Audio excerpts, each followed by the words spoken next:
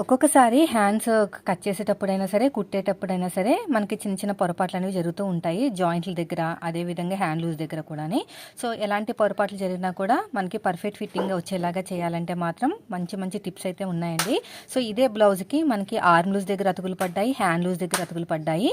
So ప్రతి చోట అతుకులతోనే ఉంది. అలాంటప్పుడు మనం ఏం చేయాలంటే ఒరిజినల్ క్లాత్ని కొంచెం ఎక్కువ కట్ చేసుకోవాలండి. అప్పుడు మనకి సైడ్కి జాయింట్లు వేసేటప్పుడు ఒకటే పీస్ అయితే సరిపోతుంది అనమాట. లైనింగ్ పీస్ అయితే మనకు ఉంటుంది, కానీ ఒరిజినల్ పీస్ ఉండదు కదా. అలాంటప్పుడు మనం ఏం చేయాలంటే ఒకేసారి కొంచెం హైట్ అనేది ఎక్కువ కట్ చేసుకోవాలన్నమాట. హ్యాండ్ హైట్ అనేది చూసారా ఎలా కట్ చేసుకున్నానో, దాన్ని మనం ఇక్కడ జాయిన్ చేసుకున్నామంటే పర్ఫెక్ట్గా వచ్చేస్తుందండి. చూడండి ఎంత బాగా వచ్చేసిందో. సో రెండో సైడ్ కూడా అంతే. సో ఇంకా క్లియర్గా కావాలంటే ఫుల్ వీడియో లింక్ అనేది కింద ఇచ్చానండి. అదొకసారి ఓపెన్ చేశారంటే మీకు ఇంకా క్లారిటీగా అర్థమవుతుంది. చూడండి ఎంత అతుకులేసినా కూడా ఫినిషింగ్ అనేది ఎంత బాగా వచ్చేసింది చూసారా. ఇలాంటి టిప్స్ ఫాలో అయితే సరిపోతుందండి. మనం ఎక్కువ కష్టపడకూడదు ఫినిషింగ్ కోసం.